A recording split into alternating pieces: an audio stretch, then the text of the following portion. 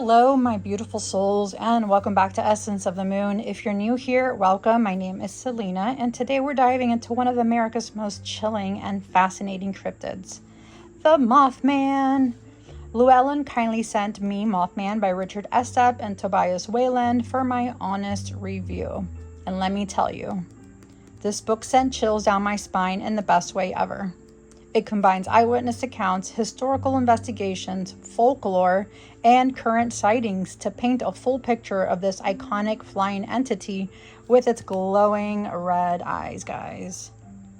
So grab your tea, light a protective candle because you're going to need it, and let's explore the mysteries of the Mothman.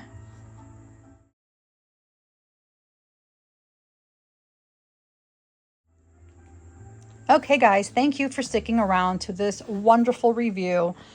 If you are not familiar with who and what the Mothman is, he is in Point Pleasant, West Virginia. There was a tragic accident that happened there. Prior to the accident, the Mothman was sighted. So I have been to the Mothman Museum. I have been to Point Pleasant, and I'm going to post some pictures. I love this place, guys.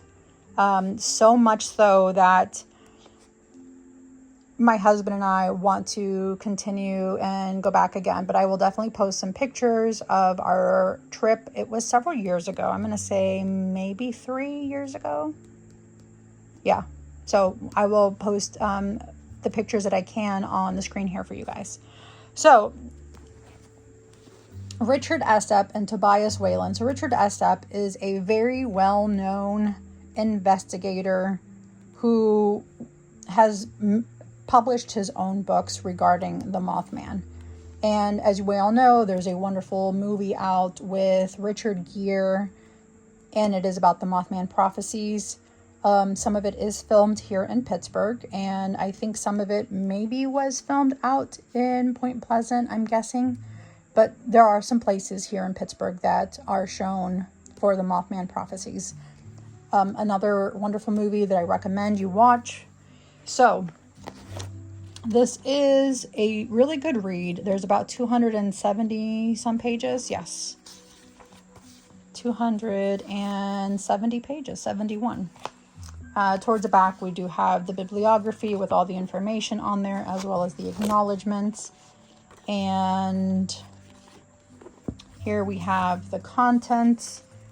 Birth of a Legend, Keel Goes Full 14, The Men in Black Suit Up, The Lake Michigan Mothman, The O'Hare Conundrum, The High-Strangeness Man, Encounter at Duffield Pond, Night Terrors, The Rockford Incident, The Science of Mothman, Van Meter Visitors, Love 'Em or Hate 'Em, Mothman Country, Twilight Time, and the TNT area. Okay, TNT area, guys. That is an area that my husband and I drove to, and it was an old TNT area, and we are driving down this dirt road to get to this area here by Point Pleasant, and it was giving me the feeling of dread and doom, guys. I will post pictures of some of those TNT bunkers that we went into. I went into one. My husband went into a couple more. And then I was like, honey, it's time to get out of here. I do not feel good. I feel we are being watched. I feel I have this heaviness in my stomach, in the pit of my stomach. And it was truly a very heavy experience for me. The one good thing is they have a really cool museum there. And there's a really good Mexican restaurant in town who have Mothman burritos. I'm going to see if I can find that picture and post my Mothman burrito on the screen for you guys. But overall, I think it mentions the historical sightings from the 60s, the 1960s. It revisits like the classic sightings, couples being chased by a massive winged creature with red eyes, going super fast, large cryptid. It does talk about how the Silver Bridge collapsed. Although they framed it as a Mothman caused it, but it really was just a really strange synchronicity that happened. Again, if you watch the movie Mothman Prophecies, you will see that. It was around Christmas time, and a lot of people unfortunately did lose their lives. There There have been sightings in Chicago, West Virginia, I think Pennsylvania as well. And this author does track different types of patterns and new witnesses. They do eyewitness accounts with real people, real stories, and as well as some other strangeness that happens, like UFO sightings, men in black, as I mentioned in the beginning, poltergeist activity, different types of anomalies. So some people believe that the Mothman is actually an alien that visits our planet. Believe it or not, I think it is quite possible. So both of these authors are also investigators, and the book does blend some type of like a skepticism as well as being open-minded about their encounters, the interviews, the eyewitness accounts, and all that stuff. So I think it's definitely a wonderful read. It does, the author is very respectful of the eyewitnesses. I love that it mixes folklore and paranormal with cryptid, or what's the other word for cryptids? There's like demonology, but there's cryptozoology. There it is. And it's very easy to follow. It's not heavily scientific, or definitely not like a boring book to read. It's very informational, guys. If you're really into this eerie, paranormal, cryptid, this is definitely a really good book to pick up. There are some really good standout stories in here aside from the ones I just mentioned, but the couple that was chased near the TNT area. So that area, as I mentioned, is very heavily active in my opinion. Being an empath that I am, as well as other abilities, I was able to pick up on stuff there that just felt very off. But the couples were terrorized by a massive winged figure that kept pace with them with their speeding car. So I think it's definitely I think that eyewitness account definitely sets the tone for the feeling around the Mothman and the legend and the lore behind him. Also, the Chicago O'Hare sightings. There's a modern day account of a large winged humanoid near the airport and city outskirts. So there's multiple eyewitnesses, very similar description, strange emotional reactions like fear and dread, and the patterns were very consistent with that of Point Pleasant. So the fact that the Mothman appears around a tragedy is what makes people feel like there's something else about him. Is he warning you?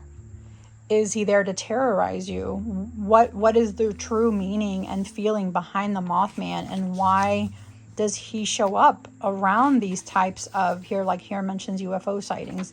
Why does he show up around the time that a tragedy happens? Is he warning you? I feel like he could be warning you. He's telling you to get away from there. That's probably why he's chasing you out of there. I don't know. I think there's a lot of misconceptions about the Mothman, but then again, it's a cryptid. A lot of people do have misconceptions about cryptid and what it is that